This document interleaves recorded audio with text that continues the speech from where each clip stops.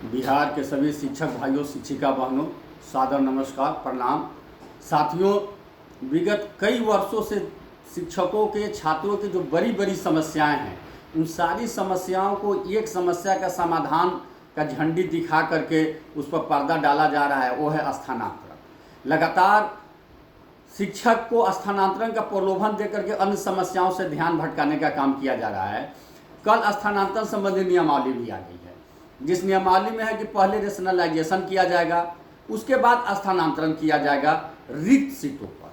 मैं स्पष्ट रूप से बता दूं कि समस्याएं अनेक हैं, लेकिन इनके सारे का समाधान एक है, वो है प्रमोशन। 1 से 5 तक में अगर रेशनलाइजेशन होकर के छात्र अनुपात में शिक्षक का किया जाता है तो एक भी सीट नहीं बचेगा रिक्ति, बल्कि ज़्यादा हो जाएगा। पिछली जो विभाग के पदाधिकारी रहे हैं, मंत्री रहे हैं, इस तरह से बहाली किए हैं कि कहीं 30, 40, 50 बच्चे हैं, वहाँ 12, 14, 16 शिक्षक हो गए हैं। ये उनकी कमी है या फिर उनका लोभ था जिस कारण ऐसा करना पड़ा, और उन्होंने किया। इसलिए वैसे पदाधिकारियों पर सख्त से सख्त कार्रवाई होनी चाहिए जहाँ ऐसा किया गया है। आप नेशनलाइजेशन कीजिए, हम इसके समर्थक हैं, बिल्कुल छात्र के अनुपात में शिक्षक होना चाहिए। लेकिन शिक्षक जब ज़्यादा हो जाएगा, सरकार बार बार चौथा चरण की बहाली लाने की बात कर रही है, एक भी 1 से 5 में रिक्ति नहीं बचेगा। और सारे समस्या का एक समाधान है, जिसका लिए हम लोग 2012 से ही लगातार आंदोलन कर रहे हैं, लड़ रहे हैं, बोल रहे हैं, वो है प्रमोशन।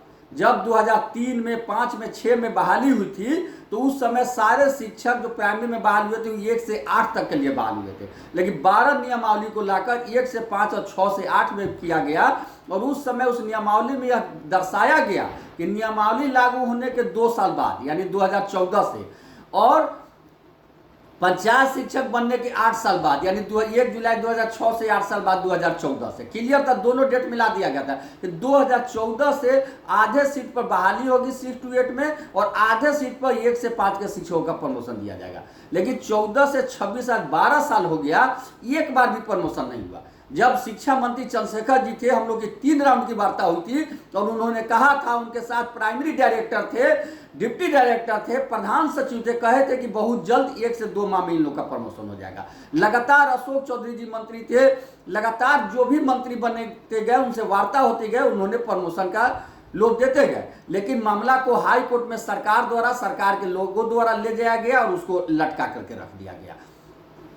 अगर 1 से 5 का प्रमोशन 6 to 8 में हो जाता है, तो निश्चित रूप से 1 से 5 में पद खाली हो जाएगा और उस पर नई बहाली होगी। 6 to 8 के शिक्षक का प्रमोशन प्रधान शिक्षक के पद पर हो जाता है, क्योंकि उनका भी 5 साल पूर्व गया है, तो वहां भी पद खाली हो जाएगा और वहां भी बहाली होगी। 9, 10 के टीचर का 11, 12 में, और 11, 12 और 9, 12 के टीचर दोनों का जिनका समय पूर्व गया, उनको प्रधानाध्यापक के पद पर अगर प्रमोशन दे दिया जाता है तो सभी जगह सीट रिक्ति हो जाएगी, सभी जगह बहालियां भी होगी, और स्वतः रूप से अपने इच्छा अनुसार लोग अपने जगह पर भी चले जाएंगे। लेकिन वर्तमान जो प्रक्रिया सरकार निकाली है, बगैर प्रमोशन के सरकार अगर यह स्थानांतरण पॉलिसी को लागू करती है, तो न तो ढंग से स्थानांतरण होगा, न ही प्रमोशन होगा, और न ही चौथा चरण के बहाली आने जा रहा है। इतना बात आप जान लीजिए। सिर्फ सरकार गोल गोल घुमाएगी और अपने ही लोगों द्वारा हाई कोर्ट में केस करवा देगी, और सरकार दोनों हाथ उठा लेगी कि मामला तो माननीय न्यायालय में है, हम इसमें कुछ नहीं कर सकते।